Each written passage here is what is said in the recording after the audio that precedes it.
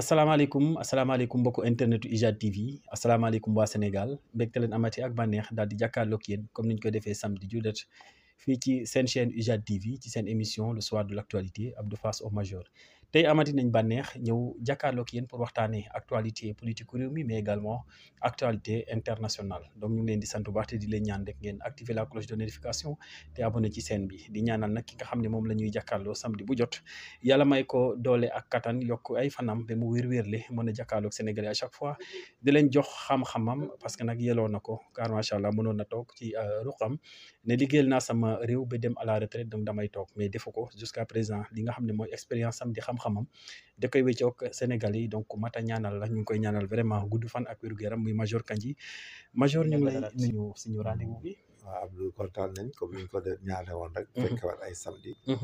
yu bari day bokk ci quoi. dëgg la ñaan yàlla def fi jàmm def fi xéwal di jàlle laayeen yi. jaal bi nalaw. vraiment kenn yéenewu ko parce que ñoom dañuy joué benn partition bu rëy ci région Dakar surtout. tout à fait parce que leur discipline leur calme. leur croyance aussi dañ koy exercer d'une manière assidue. Et la manière elle est très charmante. C'est de la beauté, de la pureté quoi. Donc ñoo bokk naqar bi quoi ñu ngi leen koy jaale bu baax a baax.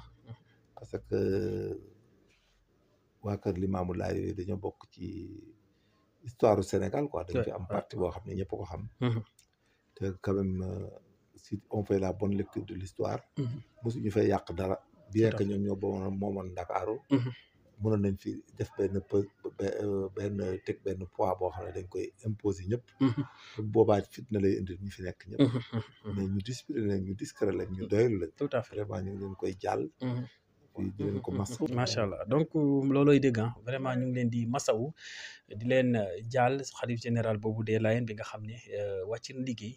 di ñaan yàlla suñu borom barkeem ak leeram yàlla suñu borom taas ñu ci te sotti xéewal fii ci Sénégal sotti ko foofa ca Yoff Layène di ko jàll en tout cas toute la famille Layène d'ici et jusqu'à la diaspora te di leen masaw bu baax a baax sama jigéen Aïda gi Aïda maa ngi lay jaale suñu vraiment xalif général boobu noonu xam nañ sa takku ak sa ngëm-ngëm ci tarixa bi ñu ngi la koy jàll bu baax a baax donc c'était vraiment tristesse la boo xam ne frappé na le monde musulman surtout la communauté sénégalaise d'une manière générale alors Major bu ñu duggee nag léegi ci waxtaanu li nga xam ne moom mooy actualité de la semaine dañu commencé rek ci licenciement bi nga xam ne 312 agents de la police ay GMI donc licencié nañu loolu nag indi benn toole donc yow en tant que spécialiste koo xam ne def nga armée xam nga également lan mooy aboutissement su dee licenciement la wala ay nit la yoo xam ne seen contrat dafa jeex parce que nag police volontaire yàlla ñu wax loolu noo koy jàngatee ci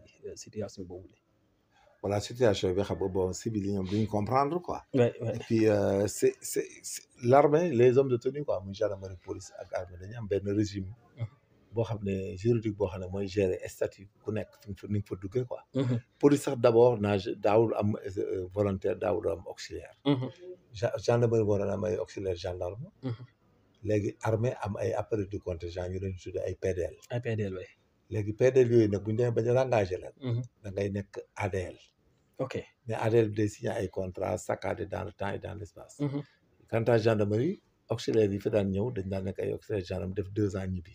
léeg-léeg nag en cas de problème et en cas de besoin mun na am ay maintenu.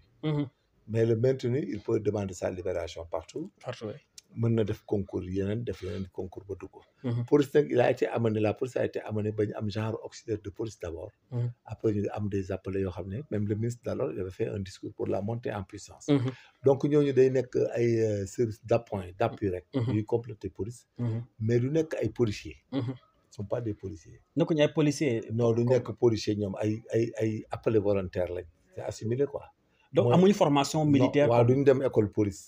police leen di former rek pour la garde discipline militaire waa tout ça.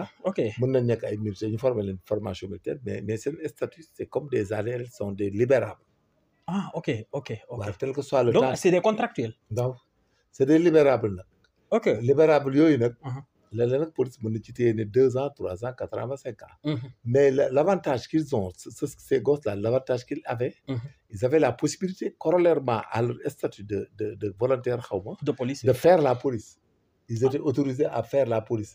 ok Même s'ils n'avaient pas fait l'armée ou faire l'armée, ils avaient la possibilité de faire la police au même titre que militaire bu demoon armée 2 ans libéré. libéré ok Donc xam nga avantage boobu la ñu yor. avantage waaw ça c'est Maintenant avantage. nag résiduellement li ciy des day nekk résidu. Mhm, Ce qu'on appelle les résidus quoi. C'est-à-dire bu ñenn ñi defee concours at mi. mhm. ñenn ci ñi def des yeneen concours at mi ñenn ñi defee leneen dem seen yoon. Mhm, Malheureusement ñi nga xam ne mënuñoo at mi yéen wala dara dañ fay des. mhm, léegi nag au vu de l'état du moment. mhm. et que ñoom duñ nekk partie intégrante dans un budget boo xam ne c'est lié par des statuts une organisation de policiers recrutés par un concours arrêté ministériel par concours nga xam ne il a le droit léegi nag il arrive des moments yoo xam ne si les événements qui nécessitaient le maintien de ces hommes et autres dañu jeex wàññeeku la police quand même peut ne pas les garder parce que amul statut boo xam ne ñoom dañu fay mën a toog lu yàgg di def carrière ok il peut pas faire carrière dans cet statut ah statut boobu mënoo ci def carrière parce que doo avancer doo reculer ok ok standard lay da doon ngay et standard puis le mode de règlement et de traitement day nekk un salaire boppam je donne un exemple on te paye 50 000 ou 60 000 mais sénégalais yi xam nga loolu la maintenant c'est comme les ASP là problème bi ñu amoon xam nga nag régulariser na on leur donne 50 000 60 000 voire même 100 000 mais ça doit être statutairement organisé dañu war a am plan de retraite am avancement grade ok am hiérarchie hiérarchie parce que ces formes de corps là c'est comme des auxiliaires de gendarmerie et autres ñoom ils viennent pour une durée bien définie avec un salaire standard pour tout le monde tout à fait ils n'ont pas de droit à l'allocation familiale aux charges de famille à l'IRL ils n'ont rien donc cela veut dire quoi qu'à tout moment la police peut les libérer si le besoin ne se fait plus sentir et que eux ils jouissent quand même dañuy jouir ñoom de leur annuité de service pour pouvoir faire d'autres concours. Ok. Voilà. Ok. Donc, le ministre de l'Intérieur, vraiment, s'il arrive à des moments avec les comptes budgétaires et autres, il ne peut pas garder des gens qui étaient subsidiairement dans le corps de la police. Maintenant, mais néanmoins, la police va faire des concours pour des élèves policiers. Qui n'a rien à voir avec ça. Le recrutement de fonctionnaires de police. Ok. Mais en fait, l'État, vous organisez concours. Nous avons concours. Nous avons le droit de faire concours. Ok. Nous avons des concours de policiers. Maintenant, par rapport, est-ce qu'il y a un risque aussi de 312 policiers? Non, mais on libère chaque jour dans l'armée des 2000 personnes. Mais armée, on libère dans l'armée chaque 3 mois 2000 personnes. Chaque 3 mois? Oui. Les militaires, on en libère 2000 personnes. Ah bon? Mais nous, on est dans l'armée, nous libérons des concours de gendarmerie. Ah, ok. Ça, c'est le fonctionnement normal des appelés du contingent. C'est comme des appelés du contingent. Ok. Mais la communication, comme nous avons un problème de tirer. Oui, tout le monde espère. Mais le défaut de communication, ça parce que les gens n'expliquent pas. C'est des appelés du contingent. C'est comme des appelés volontaires. C'est ce qu'on appelle des volontaires du contingent. C'est des appelés du contingent. Le régime juridique permet à la police quand même de les libérer. Bien que sur le plan social et tout ça, mais... Et on ne peut pas être dans une situation hybride. La police ne peut pas prendre le risque de garder les gens dans une situation hybride. Oui, tout à fait. Jusqu'à plus l'infini. Oui, tout à fait. Là, ça veut dire c'est comme les ASP. Là. Il faut voir ça, les organiser, les embaucher, les hiérarchiser, ils ont un avancement en tout. Mais sinon, il ne faut pas entrer dans ça. Oui, tout à fait. C'est comme quelqu'un de carrière, mec, tu l'amènes en... Même pas CDD, quoi, comme contrat durée déterminée. Oui, tout à fait. Mais tu veux garder la personne 25 ans, c'est pas possible. Sans embaucher, sans tout à fait. En tout cas, c'est le même régime juridique. Ok. Maintenant, c'est comme ça. Mais néanmoins, il y aura des mécanismes qui vont leur permettre de réintégrer les corps. On demandera à la police de leur donner des genres de certificats de bonne conduite qui leur permet à la fois de faire la douane, la gendarmerie et autres. Parce qu'ils ont fait des annuités de plus de 2 ans. Et le reste, c'est comme ça. Parce que ceux qui quittent l'armée aussi, ils font les concours. Ceux qui n'ont pas le niveau, ils ne peuvent pas réussir. Oui, tout à fait. Ils vont faire autre chose. Tout à fait. Et puis l'État peut leur faire ce qu'on appelle un programme de réinsertion, les organiser, les former en beaucoup de choses. La DER est là, on peut les installer. Et leur faut faire des projets par groupe de 10. De 10, oui, tout à fait. Donc tout cela est possible. Mais cela viendra après la mesure. Ouais, la mesure de réinsertion viendra après cela. Après, ouais. Parce que quand même, il faut régulariser. La police ne peut pas les embaucher. Okay. Il ne faut pas les mettre comme des policiers de carrière. Policiers, oui, de carrière. Statuairement, ils n'ont pas respecté. Ils ne sont pas passés par le principe. Donc, il faut que nous gagnons. Si la police veut les aider, on va les aider autrement. Parce que normalement, on devait les prendre pour 2 ans, 3 ans. Nous libérer les gens, nous avons concours, nous avons concours. Nous avons dougar. Alors, donc, tout le bi ak waxtan bi c'est parce que ce sont les initiés. C'est ça, c'est des appelés volontaires. Donc, ils ne sont pas statuairement régis par la police pour faire carrière. Ok. La police doit les libérer par 2 ans, 3 ans. La police même peut continuer à en recruter. Mën na leen libérer si vous recrutez qui vont faire 2 ans de maths. Oui, tout à fait. Mais ils ont droit après à faire le concours de la police, de la gendarmerie et de la douane. Ok. Donc, lolo aussi, c'est avantageux. On va leur donner des certificats de bonne conduite au même titre que les militaires qui ont fait les 2 ans. Ok, tout à fait. Donc, bon, lolo nak. nañ ci farlu def concours bi donc seen chance bu ci nekkee ñu intégré waat la police nationale te yàlla aussi ubbil leen ay portes nu mu gën a gaawee parce que c'est des pères de famille am na solo bu baax a baax alors ñu bëri nag actuellement ñu ngi wax ci CDC ak fonds yi mu détenir est-ce que gisoon ni CDC aussi mën na participer ci économiquement ni réew mi di doxee nii est-ce que mënul jàpp loxo état ak entreprise yi ni mel tendre ko loxo pour xaw ko yëkkati à travers les fonds yi nga xam ne détenir na ko. C'est ça. xam nga CDC bi day amasser ay fonds yu bari. Les fonds là que CDC di yor. pour nga développer booster l'économie du pays par la promotion des entreprises. ak la création d'une banque nationale CDC da ci am mën na ko régler. mën na ko régler tout à fait. xaalis bi CDC yor da nga ciy jënd loo xam ne. il faut donner ça à la banque nationale de l'État. Ok. Comme la BND qui est la Banque nationale de développement économique. Des entreprises quoi. Du Sénégal. Tu prends des mannes financières que la CDE lui affecte en dépôt chaque année. Ok. Et ces fonds sont en revolving. Ça permet à cette banque de pouvoir assister et de financer beaucoup d'entreprises au Sénégal ak nit ñu am ay garanties. C'est pour amener le monde des affaires pour mu dox. CDC boobu nag aussi beaucoup d'entreprises étatiques. Même dans le domaine de la pêche, de l'agriculture. yu bari ak bâtiment yi mën na ko def. Parce que un pays les gars doivent comprendre quand on parle de promotion immobilière, de logements sociaux. Mais ces logements sociaux, il faut que des gens travaillent pour les avoir. Oui, tout à fait. Il faut que nous liguions d'abord. Ouais, donc, il faut investir sur la promotion des entreprises, avec la promotion de l'emploi. Il faut faire une banque nationale très solide, très puissante. Très puissante. Waaw bu am fonds yoo xam ne ay milliards nga ciy def. Ok. Chaque année nga di ko yokkalaat ay milliards. Et cette banque-là va bancariser beaucoup de projets des citoyens sénégalais. En les amenant aussi à présenter des garanties.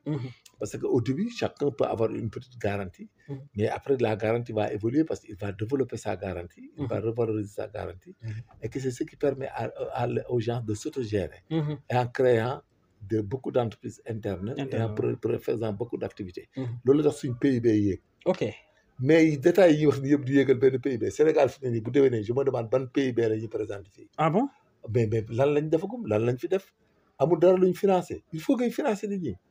Il faut ngay financer économie bi dox. Il faut ngay financer économie bi dox mu nekk du revolving. Les gens payent des intérêts, créent des emplois, produisent.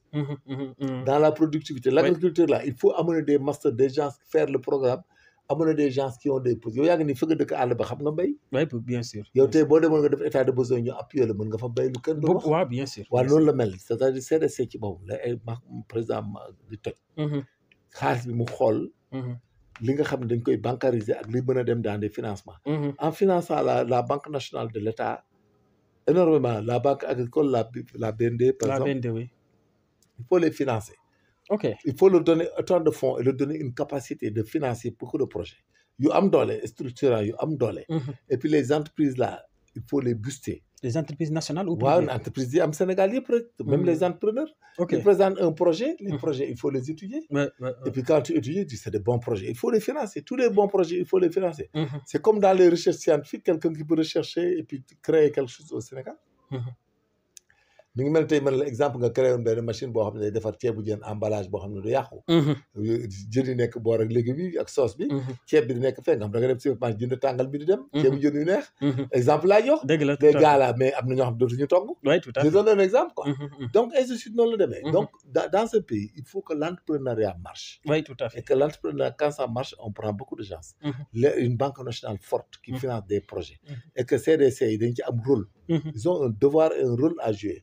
L'argent là qu'ils amassent là-bas, d'expliquer, de théoriser, il faut les prendre. Il faut investir cet argent-là dans les entreprises et dans une banque nationale. Et ces banques nationales auront pour mission aussi de financer des projets structurants. Et là, tu boostes l'économie interne et puis tu développes la chaîne de valeur. Et la chaîne de valeur va permettre aux gens d'avoir des activités subsidiaires et que là, ça marche vite. Ça va aller très vite. Mais à ce rythme-là, il y a des difficultés de fonds. Là où l'on prend l'argent, c'est pas possible. Les banques ne peuvent pas le risque de vendre, de donner tout le dépôt. Non, non, pas Parce du que tout. c'est à long terme. La CDC là a amassé des fonds yoo xam ne il faut ñu mu leer, il faut ñu génne ko, il faut ñu investir. Mais bu ñu ko defee rek, l'économie va aller très vite. Oui, tout à fait. Surtout dans le domaine agricole. Gisoon na Dans mënoon tous les na domaines. financer Agricole, le ministère de agriculture. l'agriculture. C'est ça. Ça mu def peut ay forage ci àll Ouais, bi c'est ça. nit ñi mën a dem béy. da koy def. Et puis parce que xam nga quand tu parles de chaîne de valeur, quand le ministère de l'agriculture va booster l'agriculture, mais le maraîchage, on peut dire que ça fait partie de l'agriculture. Oui, bien Si sûr, tu ça veux, fait partie de l'agriculture. de l'horticulture et autres, ça Horticulture, va oui. aller. Ainsi de suite, ainsi de suite. Et que là-bas, la chaîne de De même valeur, l'élevage, hein. waaw, l'élevage, la chaîne de culture nag va faire de sorte que tout ce qu'on produit là, on le vend, on l'exporte, mais le reste qu'on ait des capacités de les conserver. Oui, surtout. Conserver. Conservation. Voilà, conservation, mais chaîne de valeur bi lay bokk. Ok. Parce que bu produit bi bare da ngay gis yoo xam ne ils vont acheter de l'argent et que des entreprises de conservation vont conserver. Su soble bi demee ay moment jar bu baax dans un pays autre, tu peux vendre. Oui, tout Et à tu fait. cotes même en bourse ta productivité. Oui, tout à fait. Voilà, c'est bon. C'est Tout à comme fait. ça que ça En tout marche. cas, président. C'est comme ça le système, la tacticité de développer un État. Ok. Il faut booster tout le monde. Voilà, c'est ça. Et appuyer les entreprises aussi. Voilà, les appuis. Ok, non, c'est important. Beaucoup d'efforts après, l'économie dina souffre et puis l'argent va circuler. Et circuler dans tous les domaines. Les PIB aussi, des Ok. La production, la transformation, la commercialisation, après les gens se consomment. Et c'est du revolving. Ça booste. Mais xam nga Sénégal bu ñu fi nekkee ba tey di importer diwlin. Des fois ñu naan soble France bi. Importer exporter xam nga on n'est pas. On n'est pas encore prêt. Non, on n'est pas encore prêt. Oui, tout à fait. C'est ça. Lo am solo la alors fan yi le 4 avril le soir du 4 avril ci entretien président Bassirou Diomaye Diakhar Faye entretien boobu wax na ci ne président Macky Sall nekku fi mais bon mu ngi sentir lu muy def depuis l'extérieur donc wax voilà loolu ay wax yàqu la parce que xamul tax nit bu dee da nga ñëw nga contre ko ngeen reyante tous les coups ont été permis dans cette affaire ba mu jóge pouvoir yow bu demee da ngay sóoraale ne moom it ba ngay def li mu war a def ak li mu bëgg a def pour dellu c'est pas ton ami quoi pour dellu non c'est pas ton ami sax ngay wax xam nga c'est pas ton ami ok donc lu muy def ak lu mu dul def loolu kenn vraiment wax yàqu la mais est-ce que président Sall aussi war na nekk fële di def non deful c'est-à-dire dama ne exemple probable la dama ne loolu président damay éviter il se distrait en cela waaw ok il peut pas se distraire na topp yoonam bañ a non sóoraale franchement il faut gouverner et régler des choses aller booster mais quand ton adversaire politique nga ne mi ngi bitim réew di ma contre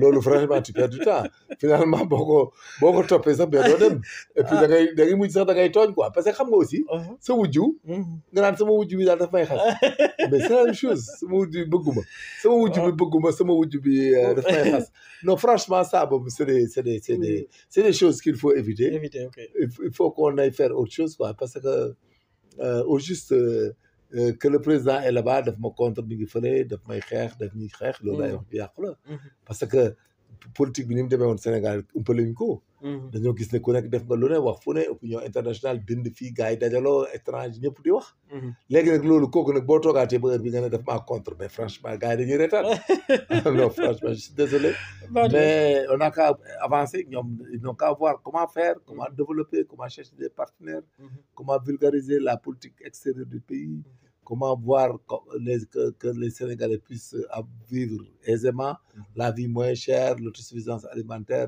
l'emploi des jeunes. Je pense que c'est mieux que de se distraire que Macky Sall daf ñuy xeex quoi daf ñuy contre. Parce que là ça va te distraire et puis tu n'as pas de solution là-dessus. Non, il n'y a pas de solution. S'il arrive à vous faire partir, mais c'est la bonne guerre. Donc bref... c'est de l'enfantillage. Il faut pas qu'on entre dans ça. Si on s'attarde sur ça, on s'en sort pas. Ok, tout à fait. Ça moom il faut pas. Ok, c'est vrai. ba léegi ci entretien bi wax na nag bon point bu am solo par rapport ak l'indépendance de la justice par rapport ak ñi nga xam ne ñu ngi ci réseaux sociaux yi di wax lu leen neex. Le temps de la justice n'est pas le temps de l'opinion. De l'opinion, voilà, tout à fait. La justice, comme le Ousmane Diagne waxee, il y a des procédures à respecter. La personne, tu peux pas faire une démarche inquisitoire, taxaw rek di ko jiñ ñi fala. On peut pas prendre un laisseur sans prendre l'auteur. C'est ce qui s'est passé actuellement. Il faut qu'on donne à la justice le temps de voir d'où cet argent qu'on reproche avoir été acquis d'une manière illicite. D'où ça vient et comment c'est venu entre leurs mains. Oui, tout à fait. Voilà, donc loolu la justice di xool dañu ne bàyyi ñu may leen temps ñu xool. Et puis il faut pas attaquer mais la justice. Il y a des parquets qui sont indépendants, il y a les juges d'instruction qui sont indépendants. Ils font le job, ils font ce qu'ils font. S'il y a des problèmes là-bas, on peut les attaquer. Oui, tout à fait. Ah, mais fii ñoom Farba waroon attaquer justice bi. ne leen ak ñi ñu àndal. mais ñoom waruñu woon toog di wax loolu vraiment loolu ñu wax c'est une bourde. Ok. C'est une extrême gravité. Ok. Et qu'ils évitent d'avoir maille à partir avec les magistrats aussi. donc dañu war a bàyyi rek justice comme ni ko. ah oui ni ko procureur defee noonu la. parce que noonu la ñu war a def sax. mën nañu la loolu sax mooy tax Sénégal nekk un état normal. un état stable état bu stable état bu nit ñi ñemee aussi. sur le plan international. mais doo nekk ci pays boo xam ne chaque fois dañuy complot ay nit. ba pare di expliquer complot mais ñi bu leen heureusement que Ousmane Diagne est là mais kii ku leen toppoon ça allait être une catastrophe dans ce pays. tout à fait en tout cas loolu daal lu am solo la que la justice soit indépendante. bu ko defee dossier aussi ñu bàyyi leen ñu doxal nañ bàyyi justice catégoriquement daal mu def lu mu war a def. parce que liñ bëgg du loolu. et puis ne da ngay xool adversaire politique boo gis nga ne nañ ko jàpp nañ ko daal. non loolu moom c'est de l'enfantillage. justice mënul doxee noonu alors bu ñu waxee justice bi léegi dañuy jàll ci démb dañoo gis nag bon kii di Khady Ndiaye non pas démb dans la semaine je veux dire kii di Ndeye Khady Ndiaye borom Sweet Beauté def na benn sortie ba wax sax ne moom réew mi te tey bu jëlee téléphone am mu woo le président lépp lu mu soxla da ko koy jox. gis naa ndeke elle avait parlé avant. elle avait parlé avant. ndeke gis naa benn vidéo bu mu ne recevoir uñ ko ak. oui nee na boobu léegi recevoir. gis na ñuy décorer avant Daba Fall. une femme nommée Fall xaw ma. Fall. waaw ne way dañoo dem recevoir ñu waaye ba dem ba di tëkku sax dans 2021 bi muy nangam di wax. tout à fait. mais finalement. mu ñëw ne réew maa ko moom mais les gens boo luy causé nekk nga moomee réew mi. voilà xam nga loolu mooy problème. loolu mooy vraie question bi nan la moomee réew mi kenn falu ko yow fan nga taxaw ba moom réew mi. wax dëgg yàlla. secondo vraiment bu dee soxla boo am président fajal la ko peut-être kooku sentiment crypto personnel la envers toi. et tout et puis cette dame là ce qu'elle ne comprend pas et ce qu'elle doit comprendre. le procès là. l'affaire de Sweet Beauté là. elle n'a fait que se défendre. elle n'a pas défendu les autres. boppam la défendre. Il faut mu clair. Parce qu'elle était poursuivie pour des infractions graves et de complicité. Si les faits étaient là et ne s'est pas défendu, mais elle allait prendre la peine, même peine que l'auteur. Bon, boppam la défendre. Elle n'a pas rendu service parce que s'il faut qu'on défende, boppam la fa défendre. Ok. Moom boppam la défendre. bu yaakaaree nag léegi day faire chanter ces gens-là pour ci am xaalis wala ci am dara mais c'est tant pis pour eux. non mais moom bu waxee ne bu mu nekkee prison Diomaye nekk prison Diomaye da doon wax woo ko mu nekkal naan ko na ngeen def ana. mooy suñu sànni tàcc. waaw moom rek lañ dese. waaw moom rek lañ dese ça veut dire que xanaa moom position ñoom la doon jàppale xanaa loolu la jàppale. waaw xam nga comme politique la woon. te moom elle se défendait. moom peut-être le président l'a dit dans un sentiment à l'époque. que Diomaye da ko wax pour yaakaar ne mën na changer version. oui tout à fait. c'est-à-dire pour des raisons on ne sait jamais. mais en tout état de cause ils étaient dans des affaires politiques. ils avaient des positions politiques. ce qu'ils ont fait ba rëcc ba léegi. yóbboo kenn nag qu'à la fermer parce que mine de rien bu amee problème ëllëg c'est elle qui retourne en prison. ok parce que elle ne comprend pas que même si elle avait un autre sentiment de dualité avec eux wala cette non satisfaction bay wax. mais en justice quand tu fais une déposition. et que tu changes la version c'est une fausse déposition à l'audience d'une cour. Là-bas, le juge du tribunal même, de la cour même peut te condamner directement sans instruction. Sans procédure. Sans audition. Ok. Léegi fi ne nii moom day noppi parce que mënatu fi changer benn version mënatu fi menacer kenn. ba tax mu naan maa moom réew mi. boo xam ji nag day commencer di bari et j'exhorte à ces gens-là.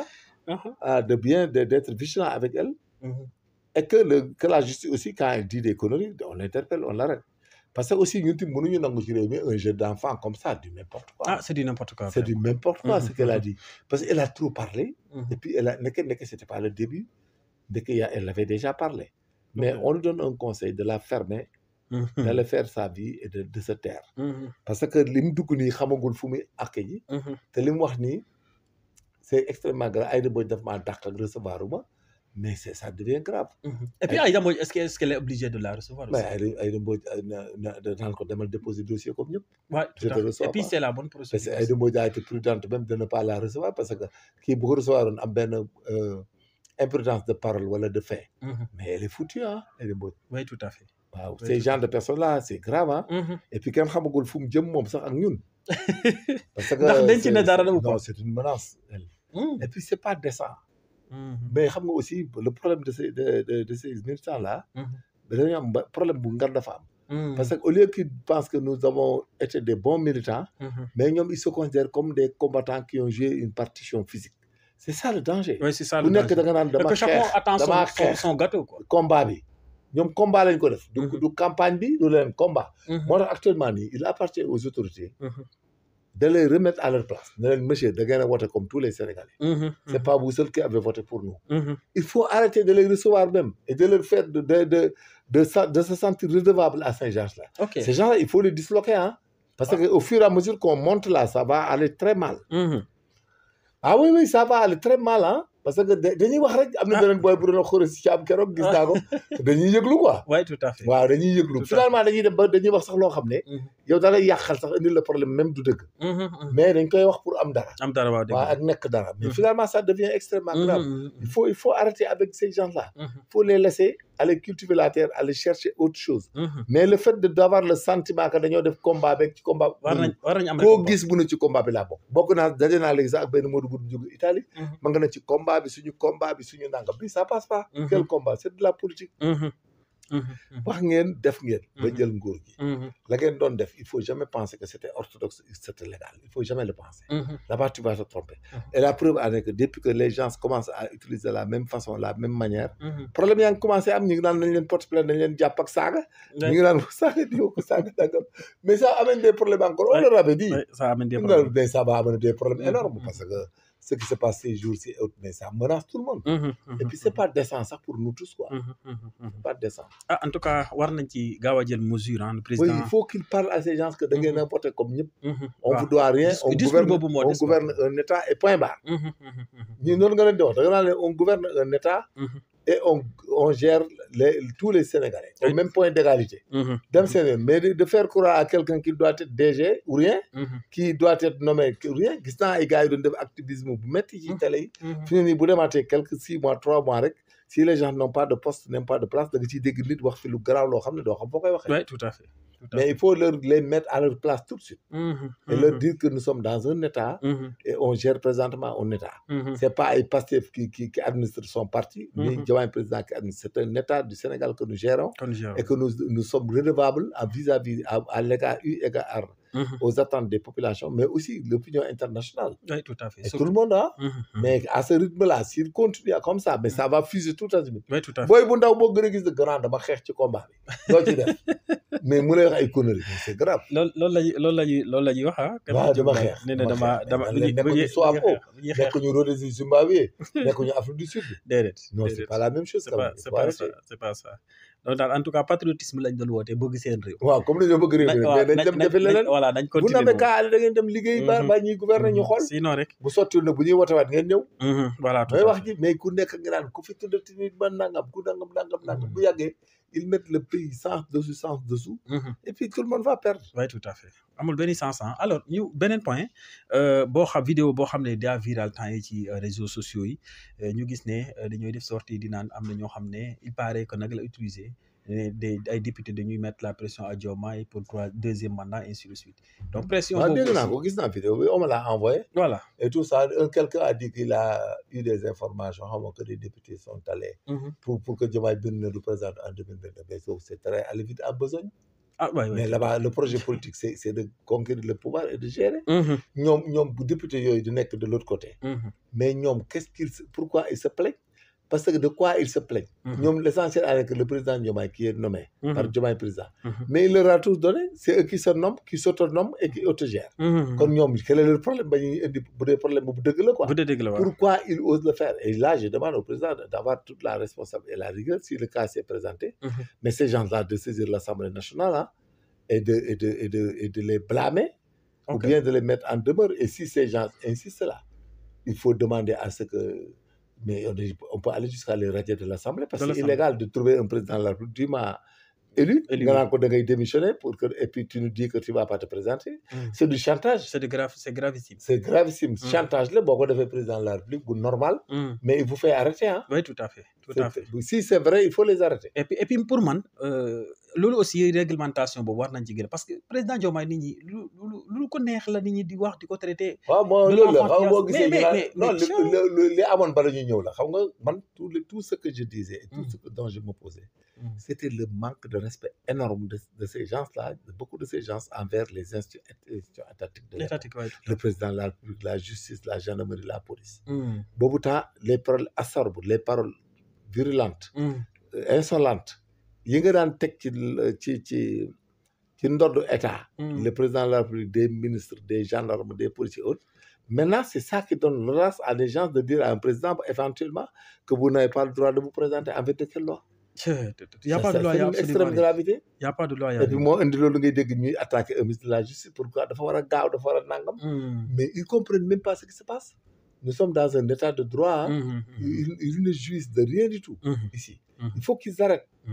Voilà. En tout cas bu ñu ko deful man daal président bi man li ñu affaiblir institution que ce waaw soit loolu même dañ ko commencé du woon côté yàgg na de ils l'opposition l'ont wala continué du ils côté continuent parce que moo tax ministre bi jóg ñu chantage la. non c'est pas bien le président bu jóg ñu chantage les institutions de la République on doit les respecter. mais moom lañ leen waxoon de tout temps il faut les respecter. mais Ils n'ont rien à ça me fait régler mal d'attaquer les mais ils n'ont institutions rien à régler avec les institutions.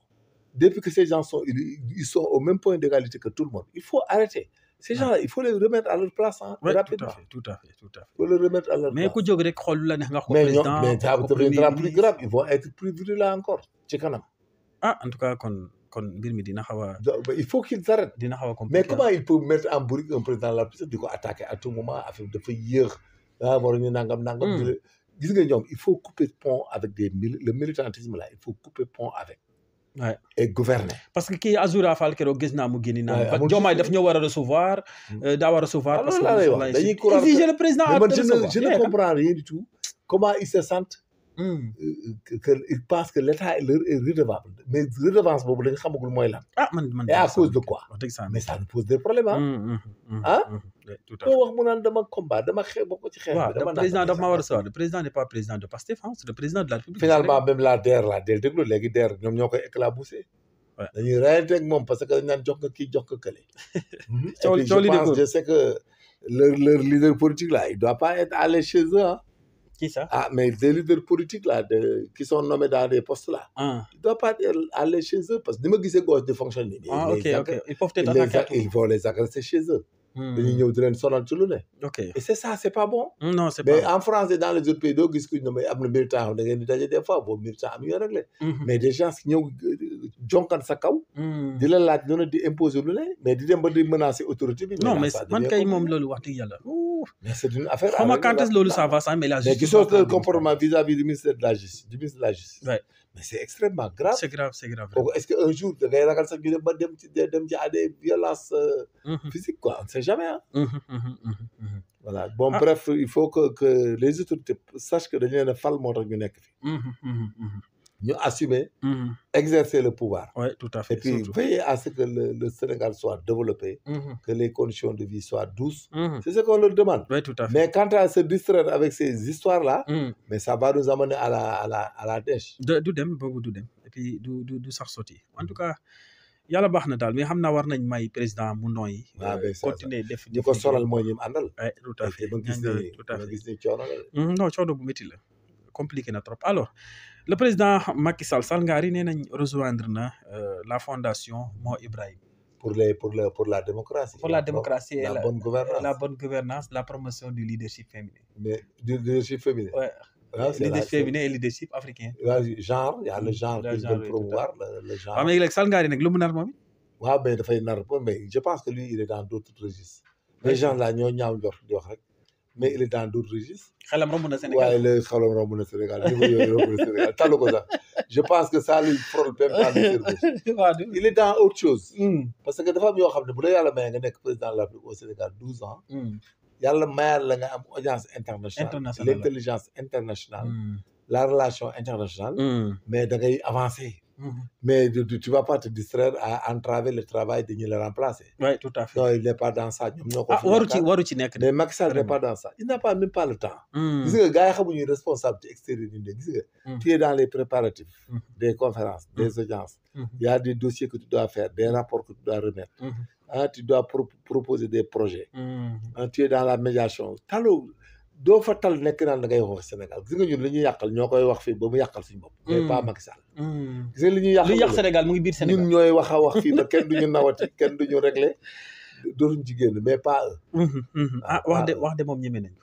léegi le président Idrissa Seck lu mu waxoon xaw na yàgg tuuti mais nee na bi président Macky Sall Diomaye yéegee ni mais nee na Macky Sall ak carnet d'adresse am au niveau international mais képp ku fi toog te tàndarloo ko laa mais mu lay jàppale c'est peine perdue loolu wax boobu ak aujourd'hui l'agenda de Macky Sall est-ce que Diomaye waru non ñoom bu début bi buñ ko sekkoon ak Macky Sall heure bi waxatuñ ko ils allaient avoir un gouvernement extérieur un gouvernement intérieur Macky va régler l'extérieur ñoom ñu régler intérieur mu indi leen li mu leen di indil ñu nekk à l'aise am une audience internationale sans bouger dëkk bi dox bu gaaw waaw mais léegi ñun crise bi ñu nekk ni ñun ñoo ko indi crise bi nga xam ne day tiitloo investisseur ñun ñoo wax bu indi ko même les investisseurs internes ont peur parce que benn boy rek day ñëw rek taxaw rek di la vilipender ci télé bi gisoo début bi ni naari ñu leen doon vilipender ak yëpp c'est du chantage c'est du banditisme léegi da nga doon gis gars yi di tudd ay tur rek di tudd ay tur léegi sax bàyyi nañ ko waaw di tudd ay tur di chanter c'est du vagabondage léegi nag loolu ñun ñoo wax ba indi situation mais Macky Sall ñun bu ñu liggéeyoon ak moom bi mu fi jógee dem bu ñu ko joxoon audience jox ko lépp jox li ko war di ko gërëm gérer en douce tous ces détails qui se passent ñu gérer parce que gis nga il fallait jamais retourner en arrière non on a vu le cas de Karim Wade ce que ça nous avait coûté mais après dañ ko bàyyi daw génn ci mais bii nag ampleur bi dafa gën a garaaw dafa garaaw waaw tout à fait waaw ampleur bii nag bu ñu ko continuer nii mais kenn du ñeme réew bi et puis Macky Sall duñu jariñ dara dafay seetaan mais Macky Sall du dem naan buñ ñu joxoon lañ ñu jox non du dugg ci yooyu mais c'est-à-dire darul dem dootu dem di régler leneen bul négocier du day noppi di si parce que day bañ am benn problème ingérence avec le pays moo tax du dugg ci loolu dara du dugg ci du wax du def mais ñun ñooy muus fexe ñun wan nit ñi nañ sommes des gens civilisés nous avons trouvé un pays que nous voulons développer c'est ça que nous avons fait mais une horde de vernacle mënoo leen jël ñu nekk ci sa nguur gi di wax di expliquer ba pare dem sax ba di la attaquer yow loolu ça ne va pas donc loolu lépp ñoo ci war a def raison garder en fait alors ñu jeexal nag droit ci suñu dernier point chaque fois bu ñuy def émission mënuñ ñàkk a wax ci droit surtout droit pénal bi foofu moom la procédure pénale ñu ko comprendre fii bëriwul parce que des fois da ngay gis ñaari nit yoo xam ne dañuy ànd agressé ay nit ñu jàpp leen ñoom ñëpp tëj leen mais peine yi day différé donc différence de peine boobu nga gis waa koñ bi dañuy jóg ëkkëréew naan ñoom ñaar ñoo ko defoon kii génn na kee mu ngi kaso lan moo waraloo situation aggravante wala waaw dafay bëri ay détails xam nga coaction bi kii day ñëw pour jël sac bi kii ñëw yore arme bi pour menacer la personne léegi ki menacer la personne d'arme mën a dem ba jam ko mais ki nga xam ne moom dafa arraché sac bi moom sac bi lañ gis mu arraché waaw léegi nag dañ laan leen ay co-auteur co-action wala nangam mais kii bu ñëw mu ne man sac bi laa doon jël ñu ne waa sa copain bi jam nag bi ngeen ñëw est-ce que xamoon ngeen ne dafa yor paaka mu ne déedéet xaw ma ko woon mu daan la déedéet ok est-ce que xaw moon na yor na paaka est-ce que bi ngeen ñëw da ngeen xalaat ne ku ngeen di agressé man mu ne man damay agressé bu ma xëccee sac bi mu rëcc ma dem bu rëccul ma bàyyi ko dem léegi dugal na morom bi ok le juge day taxaw ne ko yow paaka bi nga yor en tout cas mu ne wéy dina doon an jot paaka bi mu ne ko yow loolu yaa ko wax kii nee na jëlul paaka gisul paaka lu tax nga jam ko mu naan waaw bu ñuy agressé mais kooku la responsable elle est individuelle et le juge la lecture qu'il a dans l'infraction day xool chacun ce que tu as joué comme partition ok c'est pour cela il y a tout le temps la théorie des circonstances atténuantes ils sont judiciaires xam nga sont pas expressément prévus par la loi mais c'est laissé à l'appréciation du juge oui le juge il va dire que ñi ñaari sàcc lañu woon donc ils sont des complices dans le vol à l'arraché mais ki jam moom c'est autre chose c'est connexe à l'infraction c'est genre cumul la xam nga vol à l'arraché vol sur la voie publique port d'arme blanche et usage d'arme blanche cause et blessure léegi nag cause et blessure ki jam cause et blessure moom le juge bi di gën a condamné ki nga xam ne jamul ok waaw yooyu yëpp détail la c'est des péripéties de la justice ok voilà tout à fait xam nga le complice en matière de complicité de vol en temps de nuit en réunion avec infraction et moyen de transport xam nga yow boo luyee sa nit oto taxi mu dem sàcc guddi ak taxi bi ñu jàpp ko ak taxi bi yow mën nga ñëw ne dama ko luyee woon bien que complice nga woon te boobaa mën nga ci génn mais complice ngay doon mais da nga naan ko dama ko luyee taxi bi mu ne non dafa ma ko abaloon mu ne ko abal ak juge naan ko mais avocat bi naan ko mais abal ak luyee c'est la même chose mais moom est-ce que da nga ko xool da ngay sàcc booy demee da ngay sàcc wala mais l'observateur lui il dit que taxi am lañ jël yóbbu ko ci la bokkoon wala moo ko dawal sax naa man damaa dawal dem ba ci koñ ñu jël ma kii laa ne ñu xaar ma ok mais ma xaar leen ñu dem toj lañu toj ñoom mais fekk waa ji loolu da ko wax pour défendre boobu mais ci la bokk ok xam nga l'audience c'est les débats l'ordre des débats c'est les actes posés mais maintenant dafa am benn acte boo xam ne l'élément moral le cognitif là des fois les gens là avec leur fait de nier les faits et autres da leen ciy génne par rapport à celui qui a posé l'acte matériel. Matériel tout à fait. xam nga par exemple nga empoisonné nit. moo wax nga ne ma man maa waxoon nga empoisonné ko. xam nga kese loolu c'est pas solide. C'est pas solide. C'est la même chose. Tout à fait. Donc il faut que gars yi bàyyi ne y a des circonstances aggravantes. C'est ce qui est des faits matériels prévus par la loi. Vol en temps de nuit en réunion avec infraction avec sape fausse clé avec arme. day nekk qualifié aggravé qualifié à la fois. À la fois tout à fait. Tandis que le monsieur qui est venu dans les mêmes circonstances de temps et de lieu moom kese. ñëw def superficie ba sàcc li nga sàcc yow. mais moom amul réunion wul. escaladul dafa ubbi rek dugg. mais kooku du dem dans les circonstances aggravantes. Oui, tout à fait. Mais toi qui as fait tout ça en réunion jël moyen de transport ak arme tout ça. Mais toi on t'amène en cour d'assises, l'autre on l'amène en correctionnel. Alors que vous avez volé le même montant. Ok. Mais circonstances yi moo bokk. Voilà, Et la démarche mise à- intellectuelle. Oui, tout à C'est fait. que les péripéties de l'infraction. Mhm. mooy tax juge des fois di retenir Ok. des circonstances atténuantes, des circonstances aggravantes, la complicité, la coaction. Ok. Parce que la complicité, c'est tout ce qui est postérieur à À l'infraction. l'infraction, oui, tout à fait. Tout à fait. La coaction, la personne pose des mêmes actes que l'auteur. Collecteur. Mais néanmoins, les deux là peuvent avoir des différences de peine. Ok. Dans la théorie des circonstances aggravantes et des circonstances atténuantes. Atténuante. Voilà, donc voilà que tout ça, c'est des soubresauts de la loi qui jouent sur la moralité de l'auteur de l'infraction. Dans le temps de l'infraction. Ça se base sur l'élément légal. C'est l'élément moral du C'est le memorable. Maintenant, dans l'élément matériel, il faut théorie bi ci am chance, moi, les délits manqués, les délits impossibles. Impossible. Voilà la tentative punissable. Attends. Parce que la tentative requiert, Mhm. d'une manière péjorative, l'absence de résultat nuisible. Ok.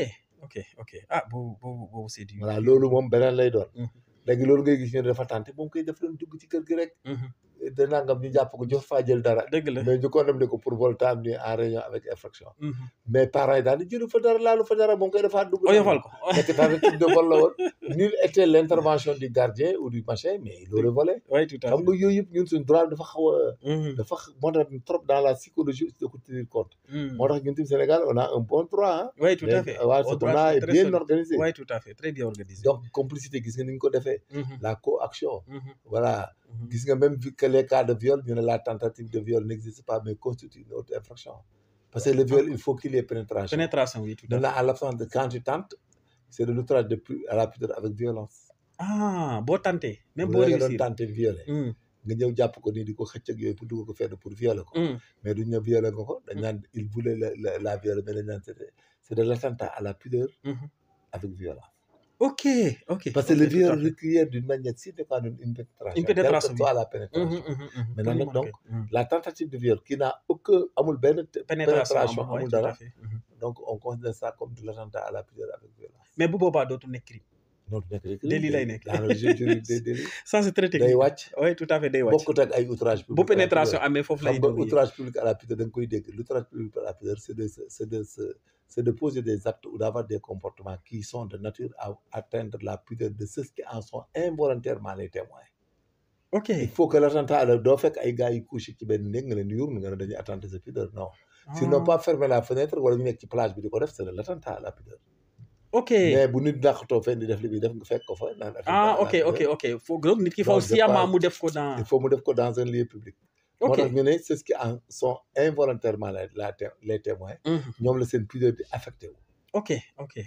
tout à moo fait. tax Sénégal léeg-léeg ñu naan atteinte aux bonnes mœurs. acte de contre nature les histoires de. première tour yi. oui tout à fait. Le Sénégal a fait ça, a géré, mais ça, c'est des actes de contre nature. oui tout à Parce fait. que c'est de la violence sur eux-mêmes. Sur eux-mêmes, ils ne causent pas de préjudice aux autres, mais c'est aux mœurs qu'ils atteignent. oui tout à Donc, dans le cas d'espèce, mais du coup, criminaliser, c'est un peu difficile. Il y a quoi. fait. ok. Il faut aller avec la qualification, elle est bonne, atteinte aux mœurs. attends aux bonnes mœurs. oui. Mais nga jàpp leen acte de contre nature. nga doon leen fa 2 ans 5 ans doy na. ok mais en fait Jamra aussi temps yi mi yaa gisee nekk na ci kaw seen diwooy Mame Mactar Gueye bind ci moom ne qualifié ni mu waaw def parce que def suñu mœurs yi pornographie pour pudeur oral atteinte à la outrage public à la pudeur la koy toppee. par rapport ak woy bu mu doon woy noonu waaw boobu xam nga même ci parole bi mën nga def outrage à la pudeur.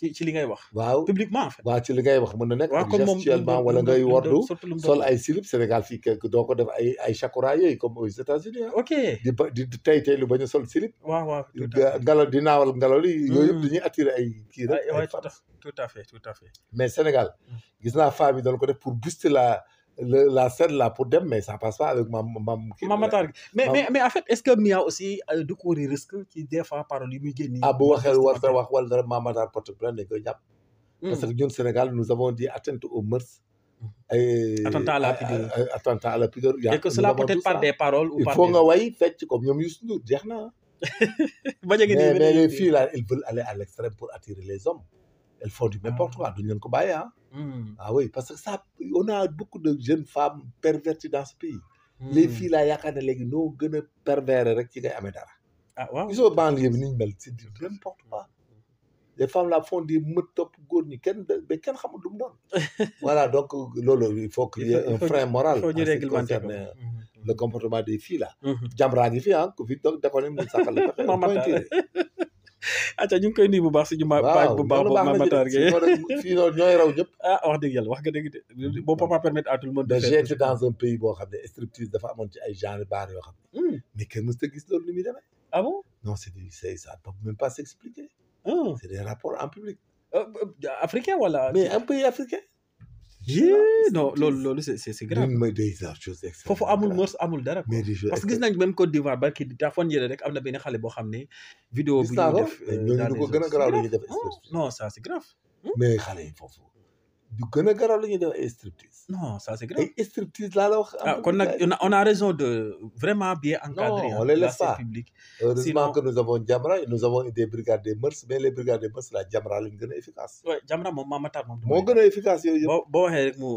mu kii quoi et puis là c'est l'état même le ministère de l'intérieur ont intérêt de la famille et de tout ça dugg ci waaw en tout cas on doit mieux encadrer quoi même les artistes c'est ça il faut les encourager am na loo xam ne bu ko cette veille là on nul ne doit se plaindre parce que mënuñu bàyyi ay filles def taati nañ ci seen yi di wax lu leen di wax affaire sexe di dajale ay mët de femme ku nekk def li leen neex fu ne ni ponkal mu nekk mu dem liggéey ponkal moo gis léegi mi ngi ci showbiz c'est du même di boo xamante di wax lu leen neex en tout cas loolu daal war nañ ci xoolaat bu baax bu jaaree sax ñu dem ba képp ku génne ki yati album balaa nga koy publier non ñu vérifier visionné ko ma Jamra visionné ko voilà très bien amandé ko nga nekk seen ak Jamra ak kii bi nu tuddati kii des droits de l'homme non am na Sénéra oui Sénéra moom il doit être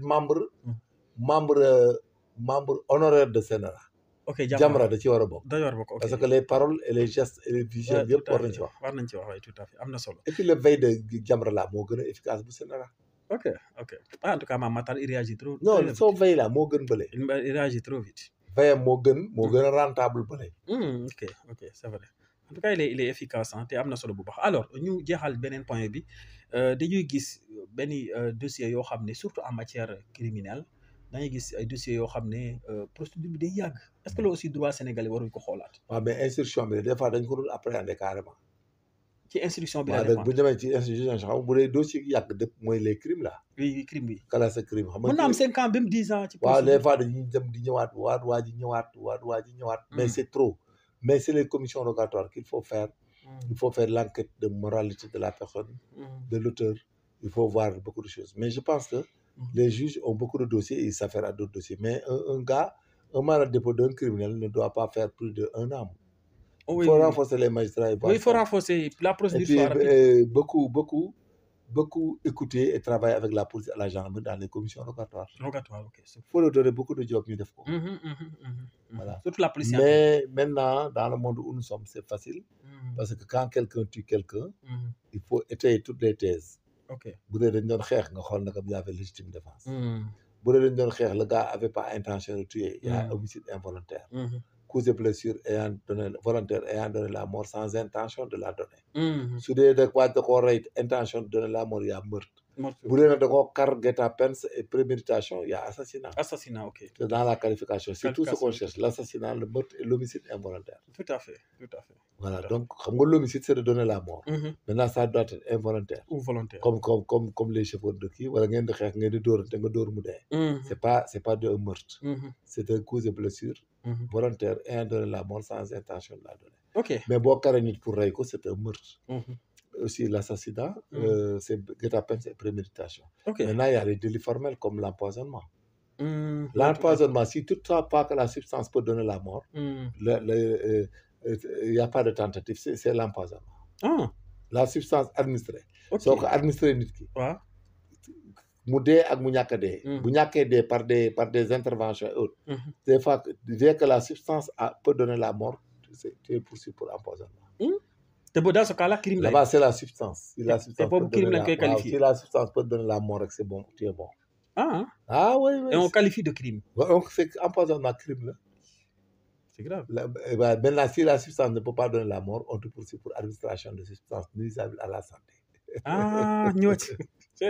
non c'est machallah droit c'est autre chose. mais nous avons du droit bien moralisé quoi. bien ficelé. mais c'est-à-dire malheureusement nag am ñoo xam ne dañ ciy dugal lu ci bokkul des fois. ay bandits quoi di def ay deal. moo tax man je dis aux élèves aux OPJ et tout de tout temps. de ne jamais entrer dans les complicités naan dilal ma waajeeg réglel ma ko. am ci dara ak yooyu bu leen ci dugg. parce que booy indi problème yi dañuy dem ba tribunal. après ñu weeje ñu. gis ne li ñu doon def dara baaxul. c'est de la magouille quoi. oui tout à fait. donc les OPJ sont importants dans le dispositif. parce qu'il y a 3 phases le procès pénal a 3 phases. ok la phase préjudiciaire confiée au commissaire aux OPJ. commissaire de police commandant de brigade et autres. Il y a la phase instruction. Le juge, le procureur de la République, lorsqu'une infraction arrive à son niveau, quelqu'un il défère des PV, il regarde le PV pour qualifier l'infraction dans la qualification même juridique. Le PV, ce sont les OPJ qui donnent. Qui font, et les commissaires de... Et les commissaires le commandant et les policiers. Voilà, pour que beaucoup de gens qui est contravention là. Mu bàyyi mu dem flagrant délit, simple police wala yeneen. Mu xam ne lii correctionnel la. mais flagrant délit la. mu yóbbu flagrant délit on te juge dans la semaine, dans le mois. Mais vous savez, le délit est complexe. Il peut t'amener en instruction, mais maintenant, quand c'est crime, l'instruction est obligatoire. Ok. Les gens pour donner instruction, Fofu, juge d'instruction, il est saisi par un réquisitoire introductif d'instance pour ouvrir une information avec des réquisitoires du procureur. Ok. Maintenant, il instruit. S'il ne voit rien, il donne une ordonnance non lieu. S'il voit quelque chose, il fait un arrêt de renvoi devant la juridiction compétente. Maintenant, à l'époque, il y avait la chambre d'accusation qui participait à ça. Oui, maintenant, on a allégé, je pense, tout ça. Donc, il y a une deuxième institution de deuxième degré. Deuxième degré, tout à fait. Il faut arrêter les gars. Donc, voilà que tout est rapide, tout est bien. Mais jusqu'à présent, quand même, il faut qu'on aille vite pour que la personne soit qu'on ait sorti sur le sort des gens afin qu'ils puissent aussi purger leur peine rapidement et s'ils sont innocents de rentrer chez eux. Oui, tout à fait. En tout cas, mu nekk ay précisions yu am solo droit bi nag fa la ñuy yem tey dafa neex na et puis am na solo quoi man su may wax droit du ma bëgg arrêter et puis internet yi aussi à chaque fois dañuy laaj Sarr dee leen di laal droit bi quoi parce que li major di théoriser droit c'est pratique. dafay baax voilà très bien loolu la quoi. moo tax la garde à vue que tu vois là que les gens font dans les brigades elle rétroagit. doo jàpp nit 48 heures libéré ko mu ñëw nga jàppaat ko ba ko tëjaat dès 48 heures boo defee erreur la ci même fait yi. da ngay jël en compte li nga ko téye woon. tu peux pas prendre quelqu'un pour simple police. ba pare nga ñëw dem ba ci biir nga war ko def garde à vue arrêté ko. mais mesure de simple police bi nga jëloon 24 heures yi nga amoon pour nécessité d' enquête. nécessité d' enquête bi. day dugg ci garde à vue bi la garde à vue rétroagit ça peut pas dépasser en temps normal 2 fois 48 heures la 48 heures la c' est le procureur qui te donne l'autorisation d'aller encore 48 heures. de prolonger. Maintenant nag en cas d' infraction liée au terrorisme. ak en cas d' état d'urgence état de siège. là-bas ces délais sont doublés. ok 48 heures dañ ko doublé. waaw 2 fois 48 heures. ak bay day dem 96 heures. 96 waaw tout à fait. voilà mais état d'urgence état de siège les cas de terrorisme. et infraction liée à l'atteinte à la sûreté. à la sûreté de l'État macha allah. voilà donc il faut le faire. ok moo tax des fois ngay gis loolu les atteintes à la sûreté de l'État. les infractions liées au terrorisme. en cas d'état de siège et d'état d'urgence. macha allah. Maintenant le temps normal. il y a les OPJ sont dans la police judiciaire sont sous la direction du procureur de la République. Ok. Et dans le côté du maintien de l'ordre, c'est les autorités administratives. Maintenant, en cas d'état d'urgence, c'est la même chose, mais l'autorité administrative a ses pouvoirs augmentés. A des pouvoirs augmentés, quoi. Okay. Les pouvoirs dévolus à l'autorité administrative sont renforcés. Et l'autorité administrative, dans ce cas-là, peut ordonner du jour comme donner des perquisitions, des saisies et tout. Ok. D'autorité. D'autorité, tout à fait. Maintenant, quand on parle à l'état de siège, les pouvoirs anciennement dévolus et attribués à l'autorité administrative, maintenant sont remis maintenant à l'autorité militaire. Il n'a plus besoin d'ordre et de réquisition et de quoi que ce soit. D'agir, des genres... armée rek c'est comme si l'armée qui commande maintenant. Ok. Vous n'avez plus besoin de réquisition et de quoi que ce soit. De jour que de nuit, vous faites tout ce que vous vous pensez bien en ce qui concerne l'exécution des lois et règlements, la sûreté de l'État et autres. Et vous n'avez plus besoin même de demander une réquisition. De la procédure de réquisition auprès du procureur et tout. Machallah. Voilà, c'est comme l'inviolabilité des domiciles. Dans le cas d'espèce, les gens, tu peux entrer de jour et de nuit. Oui, tout à fait. Principe de le domicile d'un citoyen sénégalais est un asile inviolable. Maintenant, donc, le domicile, c'est une demeure temporaire permanente, habité de droit ou avec le consentement du propriétaire. Sans distinguer aussi les dépendances, quoi. Ok, font partie. Mais les lieux publics, les gens ont droit d'y accéder. Et dans les cas de perquisition, il y a deux théories, la perquisition en enquête préliminaire, en flagrant délit et en surcommission rogatoire. Tout à fait. Voilà, là-bas, il y a des conditions de fond et de forme. Mais les perquisitions, parfois, c'est jusqu'à 20h, de 5h, 6h du matin jusqu'à 21h. Tout à fait. Maintenant, non, là. Mais lorsque dans une maison, il y a des cris qui demandent au secours, pour porter secours, la loi autorise aux OPJ et autres d'entrer dans cette maison. Oui, tout à fait. De jour comme de nuit. Voilà, Ok. vous avez vu que tout est respecté. Oui, tout à fait. Le principe est respecté. Mais la théorie du domicile, avec des yoïs, il faut faire attention. Même les véhicules habitables, là, c'est considéré comme domicile. Les véhicules habitables, là. Les véhicules habitables. Les véhicules de chambre. Oui, tout à fait. Ils ont équipés comme chambre. Ouais, c'est des domiciles. Les bateaux de plaisance et autres, là, c'est des domiciles. C'est considéré comme domicile. Les pavillons aussi, des fois, les pavillons battants, pavillons étrangers, parfois, ne sont pas considérés comme le territoire sénégalais. Oui. C'est comme les immunités parlementaires. Au niveau des consulats et diplomates, tout à fait. Il y a toutes ces théories, même dans le livre, il y a là, les immunités. Oui, tout à fait. Les immunités parlementaires, dans lesquelles on peut régler avec eux quand on peut les prendre. Mais bon, les limites, les garanties. Donc voilà que tout cela doit être connu dans un État pour gérer un État. Pour gérer un État, tout cela doit être connu. Machallah. En tout cas, c'est trop technique, mais c'est bien quand même à connaître. En tout cas, dinañ def émission boo xam ne 100% droit lay doon. Boo xam ne on va parler que du droit. Loolu moom xam naa yàggatul déjà créé nañ concept bi tuddee ko 100% droit. On va commencer de l'infraction woon Sénégalais yi comprendre. Voilà, tout à fait. Oui, tout à fait. Voilà, les infractions ñu xam. Donc di xam les limites, quoi. Oui, tout à fait. Xam nga moo indoon kaaw Menken lor bi, il pense que les forces de sécurité n'ont pas le droit de frapper, de tirer. Il pense que c'est des conneries. Par rapport à la loi d'amnistie. Non, mais c'est grave, hein. Quand l'autorité, la vie de l'autorité, quand elle est qui? Elle est menacée. Mais les jeunes là, boo songoon Diomaye rek bett leen song Diomaye rek boobu da lay door bal nga arrêté. Bien sûr. Gis nga fi ni boo dawoon wutal si Diomaye ci benn manifestation rek. wala ci 4 avril bi nii. Mais nañ ko def ñoom dañ ne kenn tiré ñoom seen biir na kenn jël paaka waxuma paaka même saa nga yor dara. nga daw di dem ci Diomaye. mais ñu xamuñu loo def rek nga daw ak sa affaire daw wutali Diomaye. Mais bu yóbba yor bant dañ lay tiré bal ba pare doo ko xool looy def. C'est clair.